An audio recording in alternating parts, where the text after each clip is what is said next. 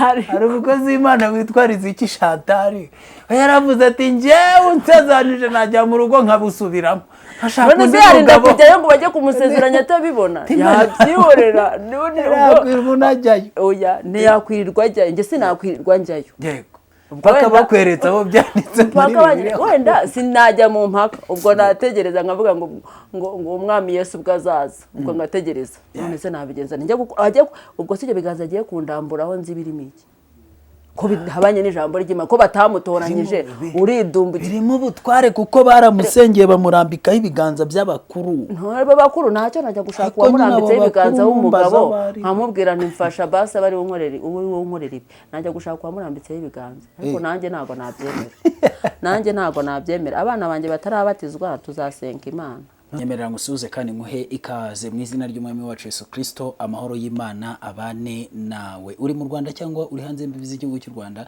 reka nkwiyegereze wagize neza gukora subscribe ugize neza gufungura iyi video Imana igumugisha kandi Imana yishimira ubugingo bwawe Imana ikurwanyirize ibyakurwanyaga ikuneshereze ibyari bihagurukiye ubuzima bwawe iguha amahoro iguhe ihumure impande zose mu izina ry'umwami wacu Yesu Kristo ngiye kuri mikoro ndi masengesho Itimana Innocent kuri kamera zacu muri kurebaho wa mubyeyi mumaze kumenyera badukunda kudukurikira ariko birashoboka ko waba unamubonye ari ubwa mbere ariko murabibona yuko afite amavuta y'Uwiteka kubazi kubireba ariko mutagira ngo wenda nuko hari inzobe hari abazi kureba ko umuntu afite amavuta ya Kristo turamwakiriye kandi tumuhaye ikaze mu izina rya Yesu adusuze yibwire n'abantu bose badukurikiye murakoze cyane amazina ni Nyiranduhura Betty izina ry'umugisha Mama Karabo sanzwe kuri izi kamera ndasuhuza abantu bose badukurikiye cyane abakurikira iby'ubwami bw'Imana yego ndabasuhuje Kristo aduhana umugisha ikindi ndi umukristo ndi wa Kristo uzahora uriwe nzahora ndiwe mu bintu byose ngeze ku gupfa aningeze ngo ni kuzuba gusa oya yaba imvura iri kugwa yaba umva igihe cyose ndi umukristo nzahora ndiwe yego ibintu byose ngeze gupfa ndi kubona ukeye cyane urakoze kandi mba numva Kristo uri muri wowe yagutse rwose ni uba wabikoze n'aka gasura niwe atabari we ntabwo mba ndaha yatabari we simba nitwa Mama Karabo mba mfite irindi zina yego ntabwo mba ndi umukristo mba mfite n'irindi zina mu by'ukuri Yesu yagize neza yarakoze pe urebye iyo aba nari mfite idini nakabaye mbise nguhamagara rero wowe akira hano zino nshingano ubu mfashe umurimo niko ngo babarokiritaga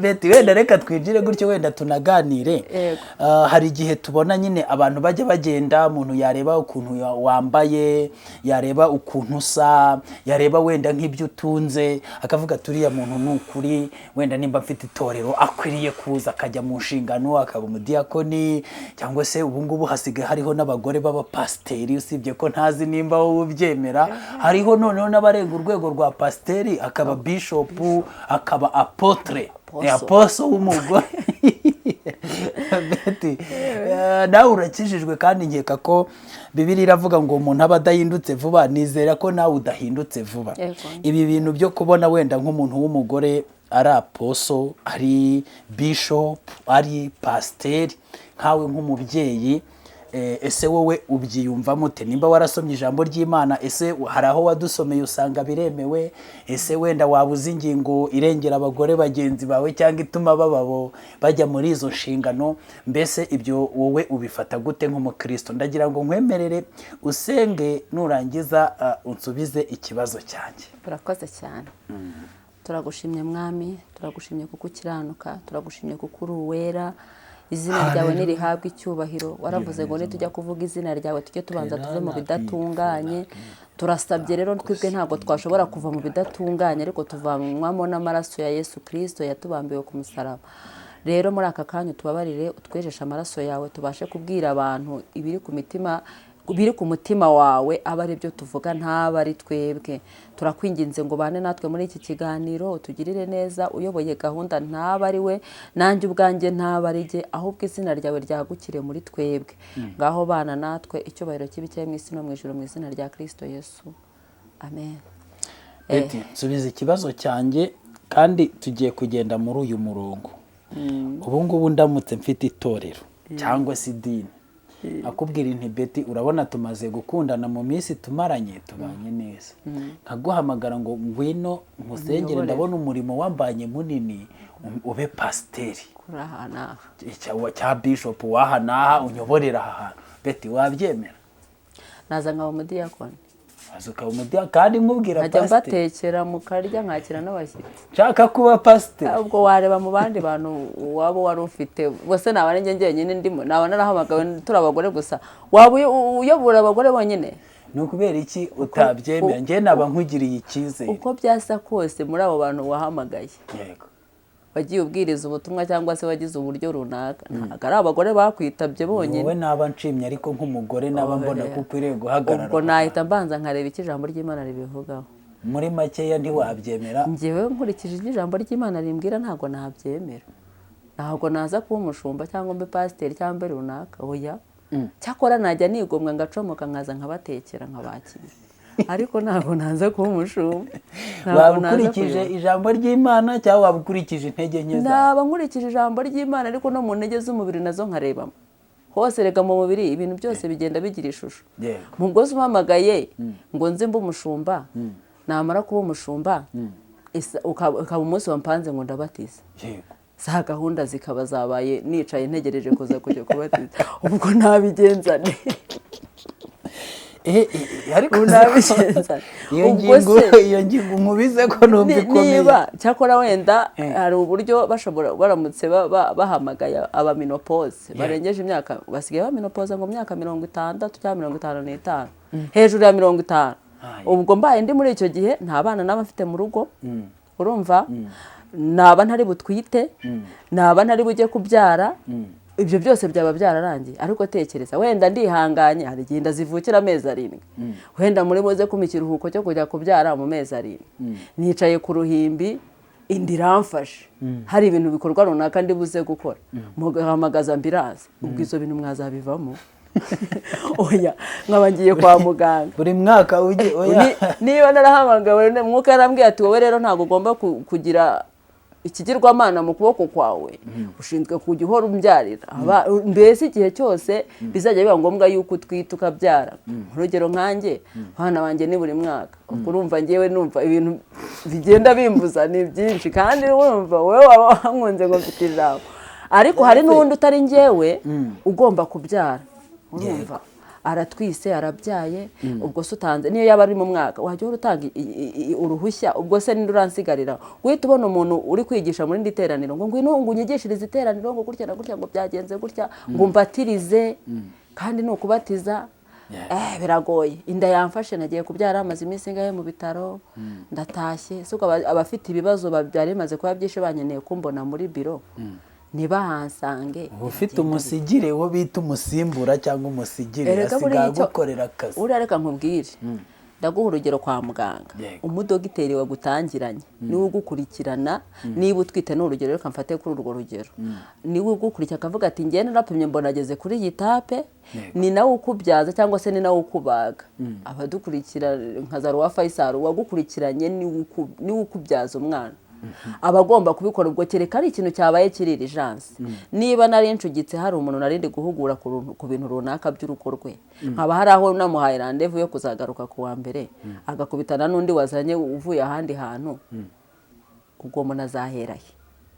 Ibyo bintu byose uri kunsobanurira nibyo kuri wowe bishobora gutuma utaba umupasiteri, umubishopu cyangwa umwapotere? Ibyo ndabikubwiye mu buryo bw'umubiri wanjye, umubiri, ariko no mu mwuka ayoborwa n'ijambo. Abanyoborwa n'umwuka nibo bana b'Imana, kandi kiri hirya y'iri jambo nacyo ntabwo tugomba kukirengagiza. ijambo rivuga iki? ijambo ry'Imana. Twagiye mu ijambo ry'Imana. Tugiye mu ijambo ry'Imana, uzanye impungenge z'umubiri ndatsindwa, kuko wowe uri umubyeyi nyine uzi ubuzima bw'ababyeyi. Umwana ari kumpamagara aziza arwaye, ndamutanga ngo bamujyanire kwa muganga. Ubu se ndayobora ko umwana ari kurira ari mu bitaro arwaye yagiye gukingizwa. Biragoye. Ese ntago wamenya amakuru? Urumva ubundi ukuntu bigenda? Ubwo bita Nebukadinezari ahamagara abwira Shipenazi ngo ajye kumutoranyiriza abasore. Yaramubwira ati ubatoranye kandi baba ari abantu b'igihagararo bafite ubwenge, ariko muze tubigisha ubundi bwenge.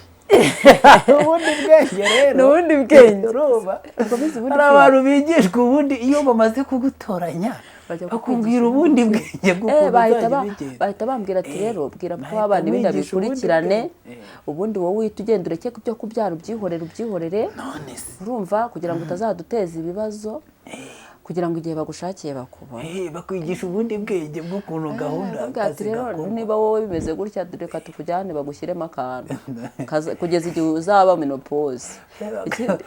Menya gusa ko bakubwira ubundi bwenge kandi ukabisha. Niba bwumva ubwenge bakambwira ati rero umuntu nakomeza bikurikirane. Gusa umugabo ureba umukozi ko abakozi babuze ko byagoranye mu bakozi. Igihe umukozi yagiye nyine ugahita bagute mwihangana iteraniro ntabwo nza umukozi wanjye yagiye. Dusipoze ubwo se umugabo asigare mu rugo umukozi amwiteho buri kimwe cyose. Bisaba guhera mu gitondo ndi ku rusengero, amateraniro yose ngomba kuyabonekamo, icyumweru kigahenuka, n'igihe biba ngombwa ko ndi burariyo mu mahugurwa amarayo iminsi cyane da. Biragoranye. Gusa tugiye ku ruhande rw'ijambo ry'Imana icyo ritubwira, reka dusome twumve icyo ijambo ry'Imana rivuga. Ubwo ni njyewe ibyo nivugiraga ninjye mu bijyanye n'umubiri, ubwo hari ababishoboye kuko abantu bose ntibanganye intege, ariko mu buryo bw'umwuka nabwo nabihakana kuko nabangiye gukora ibitandukanye n'icyo ijambo rimbwira. Cyakora wenda baradufasha batwereka umurongo, iyo nasomye ni Bibiliya yera, baratubwira nk'umurongo ushobora kuturengera mu buryo bwo kwakira umwepiskopi akaba umugore. Riraturengera kuko itorero ryose rigomba kuba rishingiye. Umuntu ashaka n'umurongo umwe akavuga ati uyu murongo niwo ngiye gushingiraho nshinga idini. Ubwo rero baratwereka ati impamvu tubikora gutya ni ukubera uyu murongo. Twagiye mu ijambo ry'Imana, ngiye ndumva twabanziriza kuri Yesu Kristo kuko ahanini twebwe turi abakristo. Natangiye mvuga ko ndi umukristo, ntabwo ndi butangire mvuga ku yandi madini atemera Kristo. Abandi batemera Kristo barabyemerewe, ariko ngenda hera mu bya Kristo. Mu bya Kristo rero turasoma muri Yohana 20 umurongo wa 11 haravuze ngo ariko Mariya, ubwo Yesu yiyereka Mariya Magadalena, ariko Mariya yari ahagaze ku gituro arira. Akirira arunama arunguruka mu gituro, abona abamarayika babiri bambaye imyenda yera bicaye, umwe ku musego n'undi ku mirambizo, aho intumbi ya Yesu yari yarashyizwe.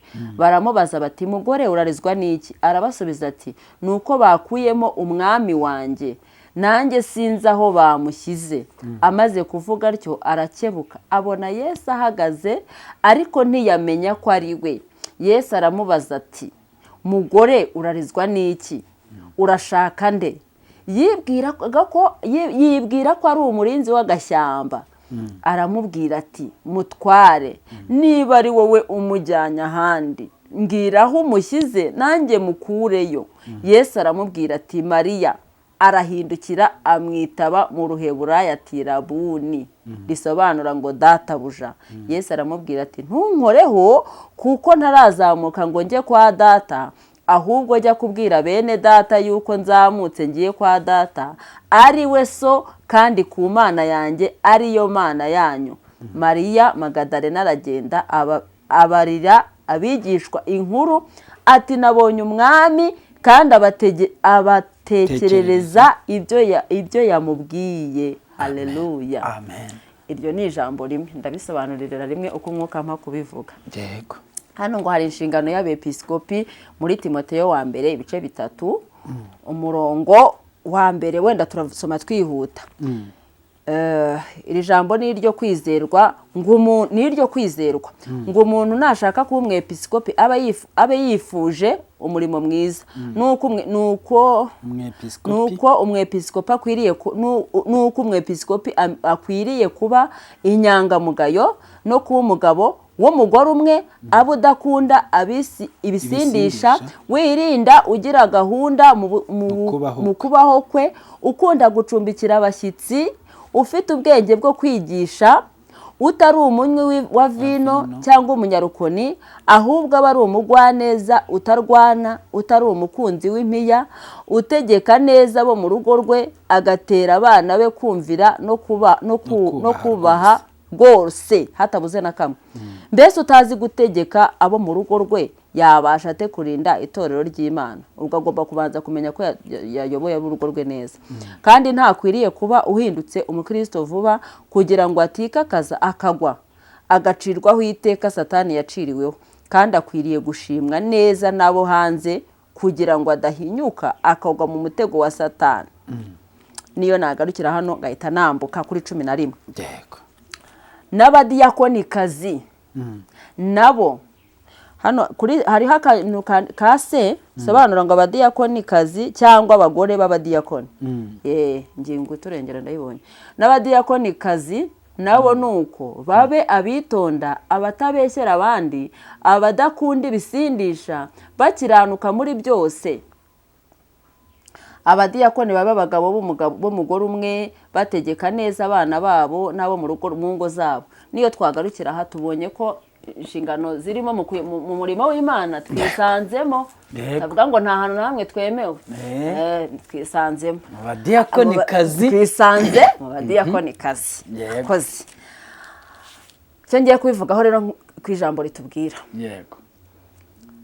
Mu ijambo ry'Imana Yesu ayobora intumwa, atoranya intumwa. Yazitoranyije koko ataragira abantu benshi mu bigaragara yuko bamukurikiye. Yego. Atoranya intumwa mu mizo, atoranya intumwa 12.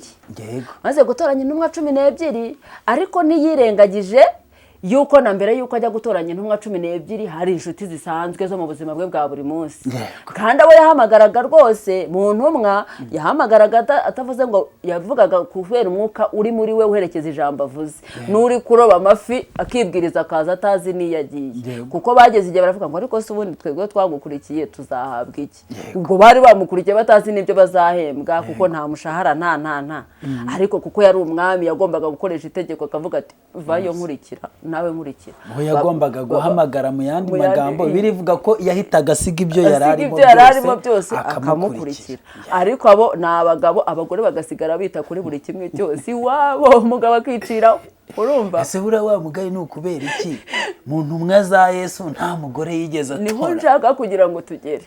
Arangije mu bo yatoranyije nta numwe yatoranyijemo w'umugore. No guhaza Bibiliya koko Bibiliya yakomeje kubashyira inyuma, ntago bajyaga bavugwa cyane, ariko ngo no guhaza babaza abagabo ntibabara abagore. Bivuze ngo abagore bari bahari ariko ntibababaze ko bavuga ko ari abagore n'abana batarimo, bivuze ngo bari bahari. Ariko ntiyagira uwo atoranyamo. Habamo igisambo cyitwa Yuda. Igihe cyo kubambwa kigeze kirinyufura kivamo. Hasigara intumwa 12. Icya mbere mu bahamagawe nta mugore wari urimo kuba intumwa. Ariko baramukurikiye tuzi kwitabira pe, turabizi na Yesu turamukunda. Ubwo mpise ngera hano kuri uno mugore Mariya Magadalena yagiye kubera urukundo yakunze Yesu, yamumenyeho amavuta akiri muzima. Amaze no gupfa kurikira umurambo waho bawushyize, urwo rukundo ajyana ibihumura, intumwa zidahari ngo zatatanye ziri mu umurambo wa Yesu utazanuka. Basi ntihajya hagira utambuka ajye yumva hari ibihumura kurusha uko bumva yaraboze. Urumva urukundo? Yego. Ubwo Yesu ntiyabibonaga. Yesu yarabizi cyane. Aramukunda, aramukurikira, amusanga no ku gituro, ajya kumusiga amavuta, aranamubura. Ahageze aribaza atangira kurira kuko amubuze. Uzi ko yabonanye n'abamarayika bari barinze umurambo wa Yesu nibwo yari akizuka. Nibwo yari akizuka Yesu. Kuko ngo ku musego hari marayika no hepfo hari marayika, arakabaka baramubura. Asohoka babaye baravuga ngo Yesu nta kirimo, baramubwira ati Yesu uri gushaka nta urimo. Ngo asohotse arebye Yesu aho ari, we ntiyamenye ko ari Yesu. Ngo aravuga ngo niba ari wowe untwariye umwami wanjye mbabarira umbwire nubwo ari umurambo ndawukurikira ndabizi iminsi itatu ishize ni myinshi buriya yanaboze ariko ntaribi nubwo yaba yaboze ndajyana ibi bihumura mbimushyireho mbega urukundo we yari afite urukundo n'ubutwari reka uzi ko ubwo ukavuze nkahita nibuka ubutwari Mariya yari afite ngo yagiye mu nzira ari kwibaza ngo ariko ngo nubwo hari ahantu urabizi hari abasirikare bafite za misire biteguye guhita bakubitira mu cyico Yesu nazo kandi Mariya ayo makuru yarayazi bari barashyizeho urutare ngo baruhomesha ubushishi mu yandi magambo nk'iki gihe bamena beto aravuga ati ariko ubundi ngo yagiye yibaza ntiyatekerezaga ku by'abasirikare ngo yagiye avuga ngo ubundi ubu turabona umuntu tubirindurira kiriya gitare ngo nishyirireho amavuta basanga cyabirindutse barebye baramubona mu yandi magambo ubutwari bwe nashakaga kuvuga ba Petero bari batinye kujyayo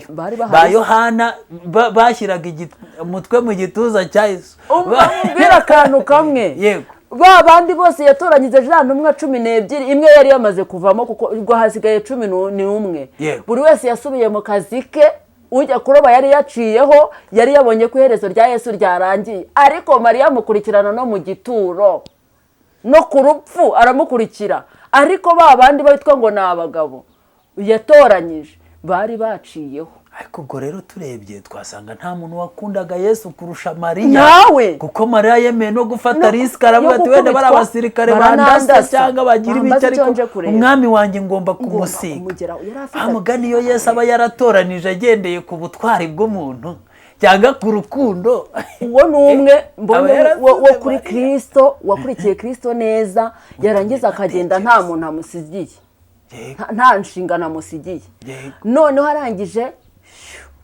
aramubwira tumva genda ujya kubwira bene so jya kubwira ba Petero genda wamamaza inkuru yuko nazutse akandi uzi ko yamwiyeretse atarajya kumana yego atarajya abandi bose bamubonye yavuye ku Mana haleluya amen ko nako karamfashije ariko karakano n'ubwenge abandi bamubonye n'amaso avuye ku Mana ariko we yamubonye atarava ku Mana kuko yagiye kumukora aramubwira ati oya ihangane ntunkoreho ndakwiyeretse ariko ngiye kubanza kujyana raporo kujya kubwira Imana yuko nazutse urugamba rwanjye narushoje mu isi none naje nimvayo nibwo ndaza kureba babandi ariko uriya mugore ashobora kuba yarabonye iby'abandi batigeze babona byinshi cyane nubwo atabashije kubivuga kuko abandi babara inkuru z'uko babonye Yesu avuyeyo ariko se akiva mu mva atari yajyayo yarameze hari ukuntu yarameze byanga bikunda ataratanga raporo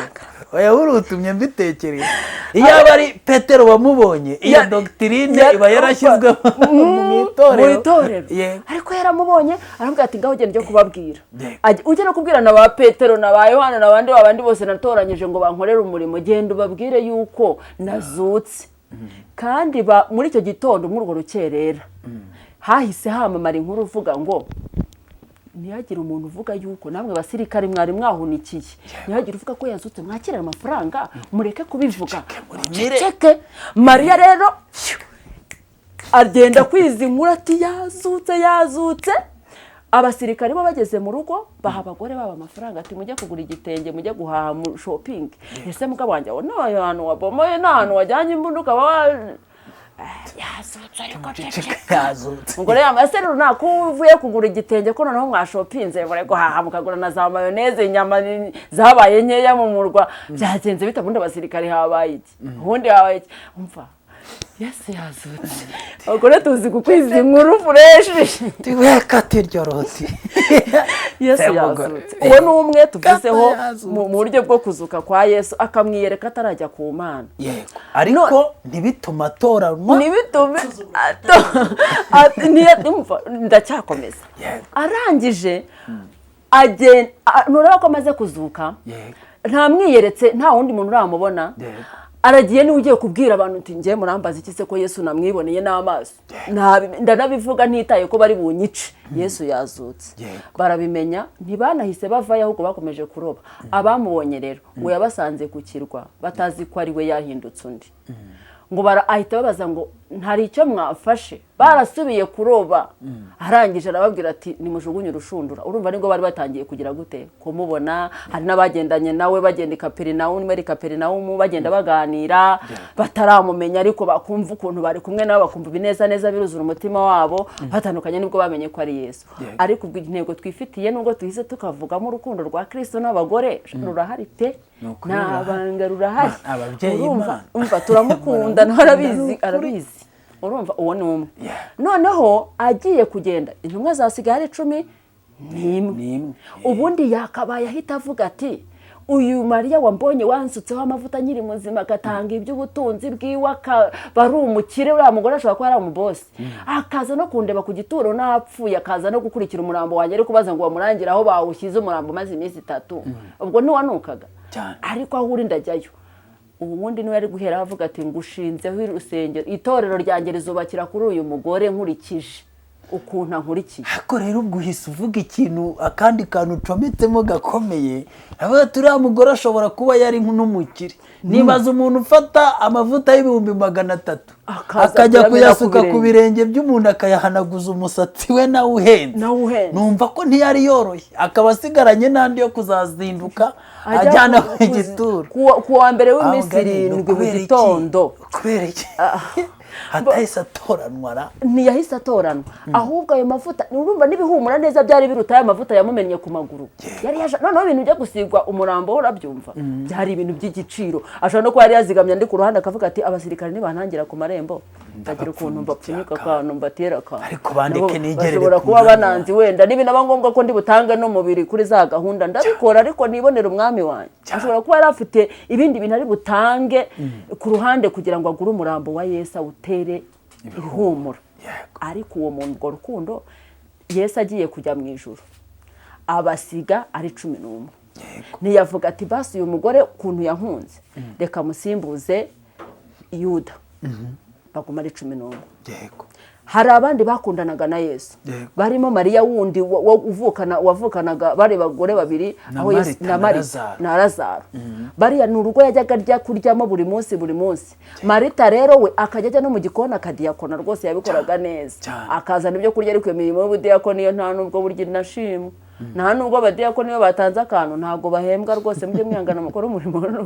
nubwo udashimwe ariko nta kimirimo tuzakorana urukundo tuzayihemberwa mu bundi buryo ariko Yesu arangirira aravuga turi kwirushya muri byinshi Mariya wari yicaye iruhande rw'amutega amatwi amubaza ibibazo byinshi yamukurikiranaga mu gitondo ngira ngo yaranamusasiraga uburiri busanzwe nk'umuntu w'inshuti yabo wajya kuza kubasura Lazaro nuko ngira naho avuga ati koko wazuraga abandi none wanze kuza gukiza musaza wacu atarapfa none urumva urukundo bari bafitanye ngo yageze baranarira bagira ngo Marira arize ngo nayo urukundo yamukundaga urumva ko n'uruhanze bari bazi yuko Yesu akunda kwa Lazaro na Mariya na Marita ariko muri abo bakobwa nta numwe wahawe inshingano umwe niwe wihaye inshingano yo kuba umudiyakoni atekera Yesu agira gutategura ariko iragawa abo ni babiri turi kureba kuri side ya Yesu anagiye umwuka w'Imana rero uburyo ujye uyobora yavuze ati nzaboherereza umwuka azabafasha nibyo ntababwiye mu myaka 3 n'igice koko umwuka yaraje agera ku muntu bese byagezeho nyine urumva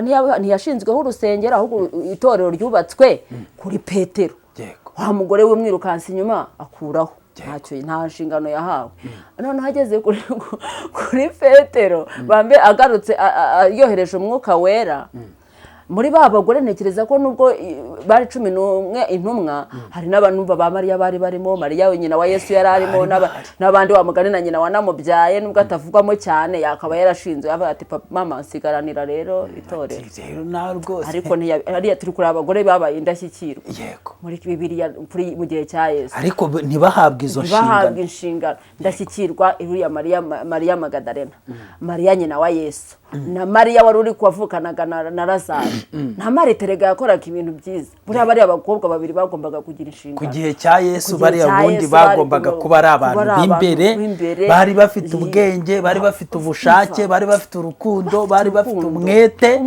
rwose n'umwanya bari bawufite ukurikije ukuntu bamukurikiraga ahantu yajyaga hose kandi baranakoraga kuko ntibari ingundirizi kandi biri tubwira ko bajyaga baratangaga baratangaga ubwo rero impamvu atabasengeye akarinda agenda reka tuvuge ko wenda we yabirengagije tubyemere ariko yaravuze ngo nzaboherereza umwuka wera wazababwira n'ibyo nge ntababwiye urumva uwo mwuka aje araza akora akazi agakorera kuri Pawulo arigisha Pawulo yiboneye Imana n'amaso ijisho rye rinagira n'ibibazo kubera kureba mu rumuri cyane rwamumuritse ariko arangije akora umurimo w'Imana neza maze gukora umurimo w'Imana aravuga ati inshingano z'abepiskopi ndababwira byose nindangiza nigendera ariko nibura mbasigire ibyo muzakora ubundi Kristo azanjyane mu bwami bwe. Yaravugaga Yesu azi neza kuko yaramwiyeretse aramubwira ati inshingano z'abepiskopi n'abadiyakoni abadiyakoni bagombaga kuboneka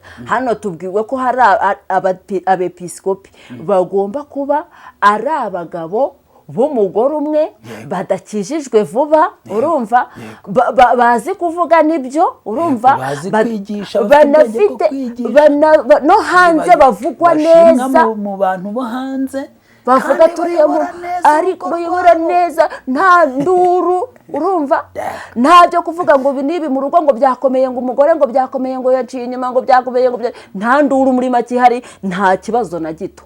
Ikindi kandi ngo bakabikora babishaka aribo babyisabiye nta guhamagara ngo twabonye ushoboye ngo none ngo tubone ukwiriye kuza.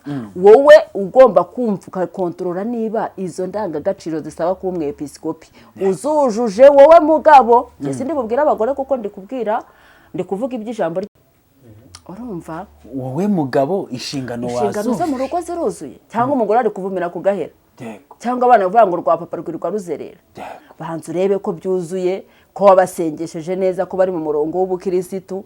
Ejo utaza kumbwira ngo iwawe niba reka nivugire wenda ku idini ryacu rya ADEPR utaza kumbwira ngo umwana wawe usize wamusutse ibisuko bigera ku kibuno ngo uje kuba umwepiskopi hanze byubahirize abikore yarakuze yarihitiyemo ariko igihe uri mutoya abarokore dore na natirere na gasatsi gake umwana bimeze bite ni sawa tubirebe ariko nedusanga nyine ngo baratunaniye ngo bana umwana nananira afite imyaka 2 n'itatu batubabarire ntihagire abantu batubeshya nagira muri 10 n'ingahe rwose uzamureka azaba afite amahitamo yiwe ariko ntumbwire ngo yakunaniye mu myaka 2 wamukubiseho wamwambitse kora n'akantu kameze gatya mu muhanda umutoje ibyo ngibyo bazimenye ko mu rugo wabyubahirije iryo dini ugiye kubera umwepiskopi ko waryubahirije urumva urebe ko bitunganye rwose. Niba udashoboye kubaha ibyo mu rugo rwawe babishyize ya parenthèse ntabwo uzashobora kujya gukora ibya kirisitu byo bisaba imbaraga ziruta zo mu rugo.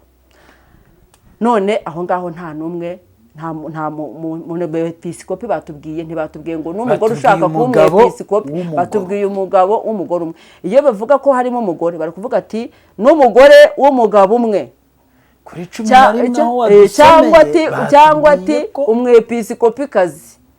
Erega none tugeze muri 11 ni ibintu bisobanutse nk'uko ijambo ry'Imana ryabivuze.